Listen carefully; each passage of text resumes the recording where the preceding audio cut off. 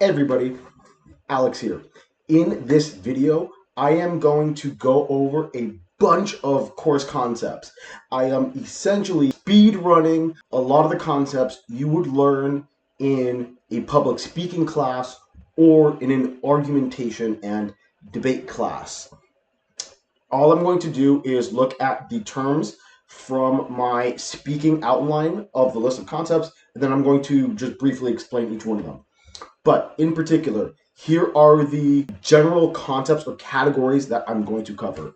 I am going to go over Aristotle's modes of persuasion, Cicero's canons of rhetoric, verbal delivery, nonverbal delivery, organizational patterns, speech introductions, speech conclusion, the Toulmin Model of argumentation, opening hooks and memorable closers options, rhetorical devices, the CRAAP Test for evaluating evidence, structuring oral citations, fallacies, types of presentation aids, and target audience demographics. So with that, let me get into it.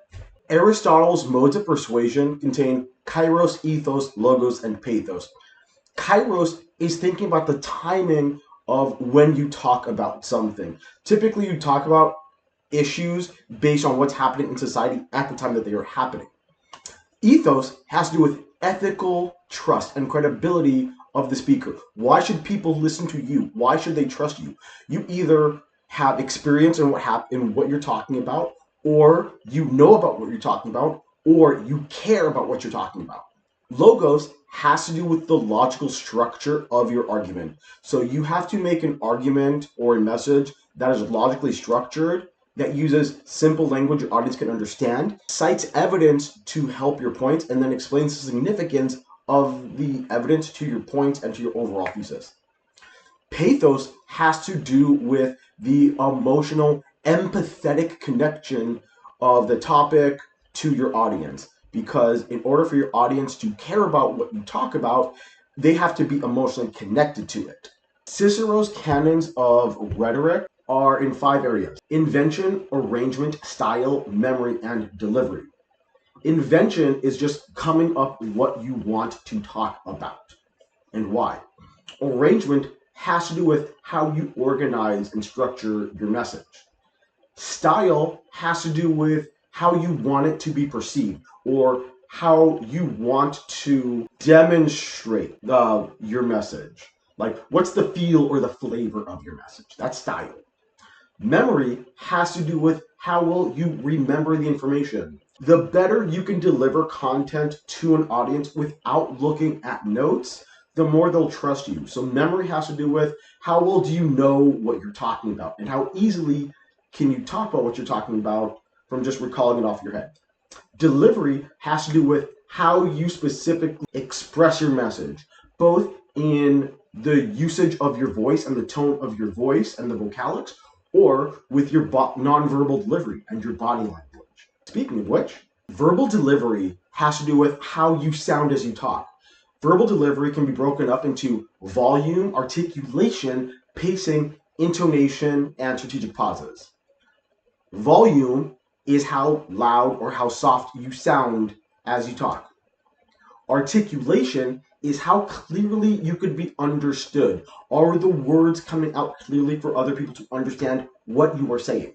Pacing has to do with sort of the speed and the rhythm of how you talk. Because there's a difference between the pacing and how people read, because people read in a very sort of mono-rhythmic way, versus people conversationally will change the pacing very often. Intonation, which is probably the most important part of verbal delivery, has to do with the tone of your voice, how it sounds. What is the emotional quality of your voice? Intonation helps your audience understand the context of what you're talking about, as well as the emotional aspect of it. Strategic pauses is when you purposefully stop, either to catch your breath, or because you want some information to sink into the audience, or you're using it for dramatic effect. Nonverbal delivery has to do with your body language and how you present information through the use of your body. First thing is posture. If you are sitting or standing upright, the more upright you are, the more you exude confidence and the easier it is to say things. Eye contact is when you either look at audience members or you look in their general direction. Essentially, eye contact is as long as you're looking forward towards the audience instead of like looking down or up real often. Next, facial expressions. Your facial expressions express how you feel or what you think about what you're talking about. So if you vary your facial expressions a lot, you're more visually interesting and you have more emotional context to what you say. Gesticulation and gestures are how you use your hands. Gesticulation is typically body language we use like automatically as we talk. Gestures are specifically physical movements you create to either be in sync with what you say or to replace it. So if I give a thumbs up gesture, this means A-OK. The speaker's triangle is how you use your environment as transitions or to indicate what you're talking about. So if you're doing your introduction, you might stand in the middle of the room or the middle of your shot. Versus when you talk about one of your main points, you might move to one side of the room or the frame. And then when you move on to your second or your other main point, then you switch to the opposite side of that. So where you physically are in relation to like the audience's perspective does give a visual indication of you talking about something specific based on where you're standing or sitting. Organizational patterns are how you organize the body of your main points in a presentation or an argument. There are multiple, but the four I'm going to go over are topical pattern, problem cause solution pattern, cause and effect pattern, and chronological pattern. A topical pattern is pretty much having something into categories. So I might pick or give a presentation on my top 3 Black Mirror episodes. Or I might talk about here are generally 3 resources that will really help you out as college students or for career readiness.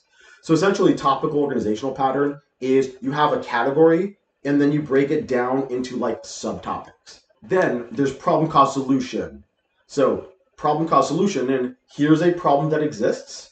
Here's the cause of why it exists. And here's the solution. Here's what we can do to mitigate either the problem short term or how can we solve the problem long term by addressing the causes to it. Cause and effect has to do with how things affect one another. So something happens with item A, that leads to item B. Whatever happens in item B then leads to item C, which then leads to item D. So cause and effect is about the relationships or the domino effect about how things sort of affect one another. Chronological organizational pattern has to do with putting information in a sequence of events. Most commonly, if you've ever seen a how-to video, like how to make a sandwich or how to repair your car or how to apply for financial aid, that typically has a sequence. In order to do something, things take a particular order. So a chronological pattern helps your audience understand how to do things in a sequence in a particular order. Speech introductions, like when you begin a speech or an argument, it typically has maybe about 5 items, or for the sake of this, 5 items. An introduction has 5 items. Your opening hook, speaker credibility, audience relevance, your thesis, and preview of your main points. Your opening hook is how do you want to open up your topic without giving away your topic entirely. So you would not say, hi, my name is Alex, and today I'm going to give a presentation about this, because that sounds sort of boring. You might start with a rhetorical question. Say, how many of you have ever wondered what it's like to have a good life? Or what does it take to be rich? You might ask a rhetorical question or something like that. So an opening hook is, what can you say that sounds good, that gets your audience interested in what you're going to talk about? Speaker credibility is why your audience should listen to you. What experience or knowledge or amount of interest do you have in your topic? If you have personal experience with your topic, or you know about your topic more than your audience, or you care about your topic more than your audience will likely believe you and trust what you have to say in regard to the topic. Audience relevance has to do with what does the audience get from it? how does the information help your audience out? Or how does it compel them to want to do something? Even if you talk about something that is clearly in their interest, you must explicitly state why they should listen or what they are getting from your message. Then you have your thesis, which is essentially like 1 or 2 sentences. Like if you were to give the TLDR of your presentation, the too long didn't read or too long didn't watch, how can you break down the crux of your entire presentation in maybe a 10 to 15 second statement? Preview of main point has to do with how are you going to break down your message. So what 2 or like 3 or 4 or 5 points are you going to say? You need to let your audience know what to expect in your presentation so that way it's easier for them to follow along during the presentation. Speech conclusions are the inverse of your introduction. So speech conclusions have the review of your main points, your thesis, your audience relevance, a call to action, and a memorable closer. Review main points is pretty much when you get to the end of your presentation, you give the recap. So you'd say, in conclusion, here are the things I talked about. I talked about A, B, C, and D. Then you restate the thesis. Once again, give your audience the TLDR, the too long didn't read, or what the crux of your message is about, which should be about maybe 5 to 15 seconds of content. The call to action is what they can do based on the information you give them. So once you give them information, do you want them to tell other people, or do you want them to sign out a form, or do you want them to just, hug somebody? Do what? Once you get to the end of your presentation, there needs to be a clear takeaway and what your audience can do with it, which should be based off of the audience relevance. Lastly is the memorable closer. What is something you could say that sounds good and that illustrates the emotion of what you're trying to get across? And generally, what's the last thing you can say that both leaves a lasting impression and that feels like it's the end of the presentation? That's what a memorable closer is.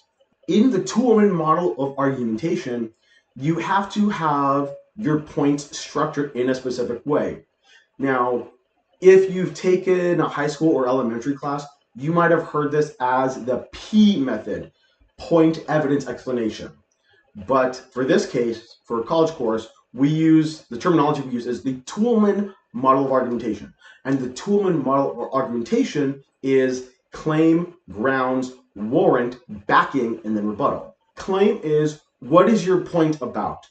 Give us the crux of what point you are making. The grounds is, what evidence do you have to support the claim you are making? You need to cite evidence or orally cite evidence as grounds to support the foundations of your claim.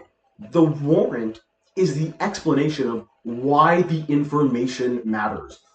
How does the information and the evidence, how does it relate to the point you're making, and how does it relate to your overall thesis? Once you have that, you also need backing. You need to cite even more evidence that supports the claim, the grounds, and the warrant. If you have those 3 things, your backing should have more evidence that pretty much backs up those 3 things. And you want to have a rebuttal. If you think somebody might say something against your point, you want to have a rebuttal ready. You want to imagine what you think an opponent would say to you against what you're talking about, so that way you have a response to it already. So a rebuttal is when you imagine, oh, this person's going to tell me this, but then this is how I respond to that. Opening hooks and memorable closers typically have the same types of options. Generally, you might want to use the same option in both your opening hook and your memorable closer, but you can switch them around. There are lots of different options, but the 5 I'm going to go over are rhetorical question, notable quote, short story, literary device or rhetorical device, and a startling statistic or a fact. A rhetorical question is the most common. Rhetorical questions are questions you ask out loud that you yourself answer, or that the questions are food for thought. So a rhetorical question might be, what does it mean to be happy? For some people, happiness means money. For other people, happiness means family. So that's a rhetorical question. You ask a question that's food for thought, and then you answer the question. A notable quote is something that sounds really good that somebody else said. So I might talk about philosophy in some way, and I might start with a quote that says, "Art is the expression of the soul." I don't know who said that, but I might say, like, this person said, "Art is the expression of the soul." A short story, typically a short story is a short little anecdote about something that happened to you or you experienced or something from the news. So a short story should be some type of event that you talk about that builds into the overall crux of your presentation. A literary device or a rhetorical device is something you say that sounds good in some way. It's really hard for me to explain this, although I'll talk about them a little bit more detail. But essentially saying something like, you can't, as one person, you can't save the world, but you can save the world for one person. Something that like sort of just like sounds good because of the structure of the wordage or the usage or the contrasting words you use. Literary and rhetorical devices are just the way you use words in interesting ways to make them sound good. And then you can use also a startling statistic or fact. What is something you can say that you think will make people's jaws drop? Starting or ending with surprise is a good way to give emotional weight to what you talk about. So you could also use a startling statistic or a fact. Rhetorical devices or literary devices are, like I said, things that you say that sound good. There are a bunch of different rhetorical devices, but for this video, I'm going to only really go over 5. Metaphor, parallelism, antithesis, alliteration, and chiasmus. Metaphor is when you compare two unlike things. So I might say that you are a tiger, you are a beast, you have power beyond measure, you have muscle and grit. You are a tiger because you are ferocious. That is a metaphor. Parallelism is when you structure a sentence or clauses of sentences or statements in the same way. So parallelism might be something like, quoting Winston Churchill, "We will fight them on the beaches. We will fight them in the skies. We will fight them in the streets. We will fight them in the sands." So me saying, or Winston Churchill saying, "We will fight them," and then you just have a different place, that's parallelism. Parallelism is when you have content that is sort of structured the same way, because the information works together and sounds the same in parallel. Antithesis is when you have contrasting ideas to highlight each other. So, for example, an example of antithesis might be, you have to crawl through the darkness in order to find the light. Or you might say, you cannot have any gain without any pain. Antithesis is when, again, you use contrasting ideas or concepts to illustrate them in some particular way or to highlight or emphasize a point you're making. Alliteration has to do with words that sound the same, like when you have a rhyme, but with the start of each word. A very common one might be, Sally sold seashells by the seashore. That is a warm-up technique for presentations, but it's also a warm-up technique because Sally sold seashells by the seashore all sound the same. Each word starts with the same sound. Chiasmus is when you take one part of a sentence and then you sort of invert it in the second half of the sentence. So for example, John F. Kennedy famously said, "Ask not what your country can do for you. Ask what you can do for your country." With chiasmus, you take the first clause and then invert it in the second clause for greater dramatic effect. The CRAAP Test. How do you evaluate information or evidence? The CRAAP Test is an acronym for currency, relevancy, authority, accuracy, and purpose. So when you look at evidence, first thing, how current is the information? Is the source that you're getting the information from, is it like 5 years old or is it like 100 years old? Also, how relevant is it to what you're talking about? If I wanted to talk about the intelligence of people, like if I look up something, like if I find the intelligence of dogs, is that really relevant to my presentation about how we evaluate the intelligence of human beings? So you have to think about the relevance of the information to the topic of what you cover. Authority has to do with how trustworthy is the source, or how does the source know what they are talking about. So if I was to give a presentation on ways to live healthier, I might cite medical doctors, or if I find evidence from medical doctors, that might make the information more believable, because a medical doctor, as a person of authority of human physiology better than me. So cite medical doctors for a presentation about how to live longer and healthier might be good to use. Accuracy has to do with how correct is the information. And this is usually the hardest aspect to figure out. If you want to determine the accuracy of evidence, you have to look at what a source says, find another source that says the same thing. Because if lots of other sources are saying the same thing that the initial source you found has, then it's more likely that the information is accurate. And then last is purpose. Why was the information created? What was the purpose of the information to have been created? Was it a scientific study by the tobacco company to talk about how healthy cigarettes are because they want you to buy more cigarettes? Or is the study about just the effects of sugar on obesity, and it was done by a collection of scientists across the globe because they just wanted to figure out, hey, how does sugar affect obesity? You want to think about what is the bias, or what is the agenda of why the information was created. And that's what purpose is. Structuring oral citation is how you cite evidence.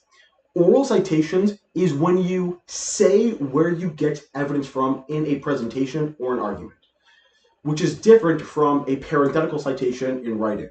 So oral citations are specifically used in oral presentations because you have to say where you get your information and what the information is. There are typically 5 steps to it. You signpost it, you orally cite 2 to 3 source details, you establish the source credibility, then you paraphrase or quote the source, then you explain the significance of that information. For example, I might say, according to Dr. Mike, a pediatric surgeon who is now a famous YouTuber, recently published a video about his reactions to how accurate is a TV show. And in that reaction video, as he's watching a video of a medical drama, he is saying what he has gone through. So when he mentions that the doctors in the show are asking for certain types of medication, he, as a medical doctor, can say, oh yeah, that's correct. The terminology they're using is correct. And they're using and asking for that medicine in the right context. Now, that's important because a lot of times when we look at TV shows or movies, we tend to think that things are real based on what we see, but they're not always real. So it's really good that we have a medical doctor reacting and commenting on a medical TV show, so that way we know if the information we see represented in that media is correct. Fallacies. So if you are taking an argumentation class or a logic class, you will likely run into fallacies.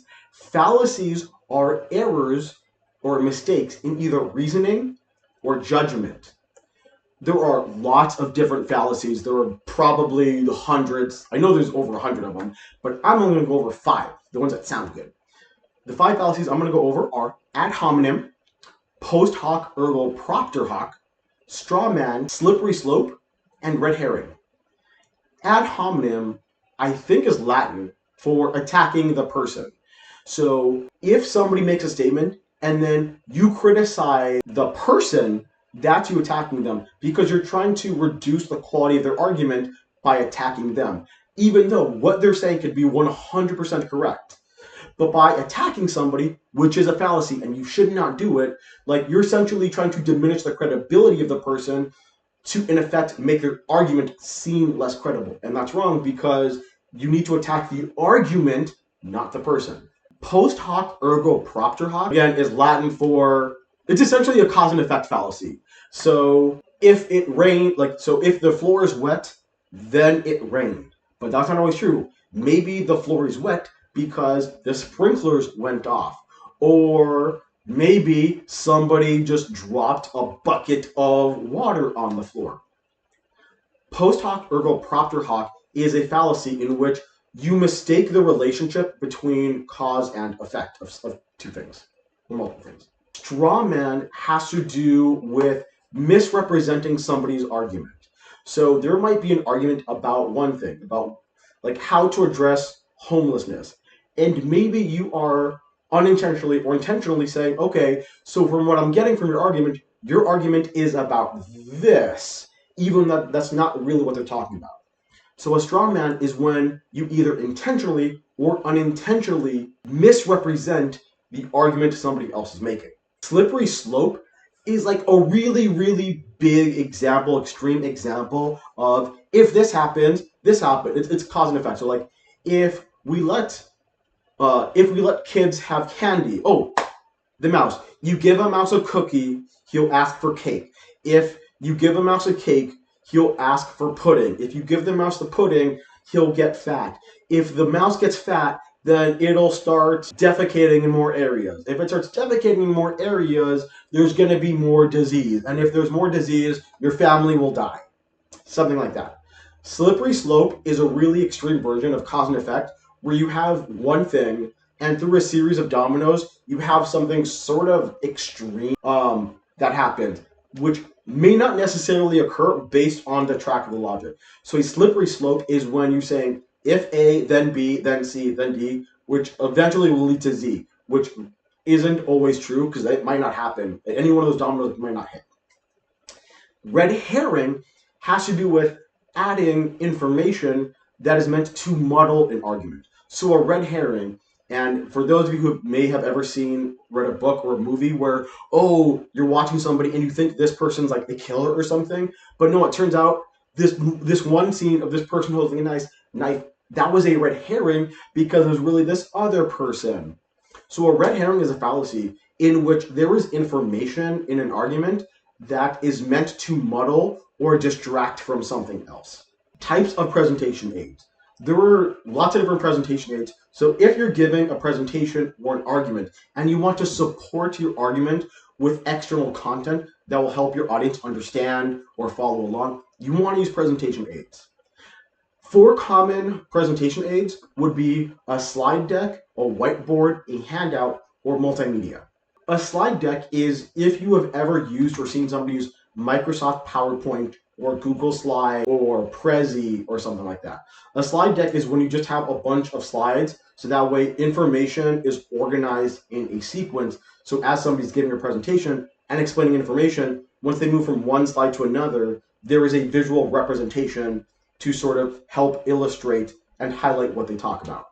A whiteboard is when you have something like either maybe a white wall or a whiteboard or chalkboard or digital board where you can write out content. So you can manually fill out content so that when you talk about something, you're sort of using the space to fill in as a note for your audience. A handout is when you physically give your audience something. So it might be just the printout of your slide deck, or maybe you have keywords on a page. Like maybe you have your speaking outline on one page and you give your audience a copy so they can follow along as you're talking about stuff. So handouts are when you give your audience physical content, mostly paper, so that way they have a reference that they can keep and you help follow along with what you talk about. Multimedia has to do with if you use videos or songs or like pictures or something like that. If you use multimedia, media in different ways to help illustrate it. So if you're giving a presentation about yoga and finding your center, you might play relaxing ocean waves in the background at a low level, so that way you're simulating or stimulating the concept of being on the beach and relaxed. Or if you're giving a persuasive speech or a persuasive argument about needing to stop a war, you might have pictures of bad things happening in that war to illustrate the horrors of the war. So usually multimedia is really good because you can use it for emotional effect at times. Target audience demographics. Your presentation or argument will go along more smoothly if you know about your audience and what they like or dislike, or if you know things about them. In terms of audience demographics, once again, there are lots of different things that indicate demographics. For this case, I'm only going to talk about a few. So some examples of audience demographics include ethnicity, sex, gender, sexual orientation, income level, and education level. Ethnicity is what group does somebody belong to? So what culture or nationality does somebody belong to? Knowing somebody's nationality or group they are part of lets you understand their values, attitudes, or beliefs in some particular way. Then there is sex. Is somebody born cis as male or female, or are they trans male or female, or are they non-binary? Sex is a spectrum. Gender is how somebody expresses their sex. So I am a cis male. That is my sex. So I express that by wearing like shirt and like pants and speaking using masculine coded language. Or how do women present in that way? So gender is how somebody expresses their sex. Sexual orientation is the type of other person they are attracted to. So is somebody heterosexual or homosexual or asexual or pansexual? Knowing what other people are attracted to does let you know about somebody and maybe their lifestyle or where they're from or how they behave. Income level has to do with how much money somebody makes. Do they make any money on their own? Are they rich because they're rich on their own? Or are they rich because their partner is rich and they have a sugar partner in some particular way? How much money does somebody have at their disposal and how much do they make every year or every month? That's income level. Education level is how much education has somebody had. Has somebody only gone to like middle school, or do they go to junior high or high school or college? Do they have like an associate's degree from a community college, or do they have a bachelor's degree from university, or do they have a PhD or an educational doctorate from somewhere else? Education level has to do with how much school somebody has had, because somebody's education level affects the way they think, and it affects the way they receive information and how they evaluate information and what kind of information they trust and from where. So that is it. That is my lecture of me speedrunning a lot of concepts from the class. By the way, I did not cover everything. I just covered what I think are the most important aspects. So I hope this helps you learn some of the material from the class, and thank you for watching my video. Bye.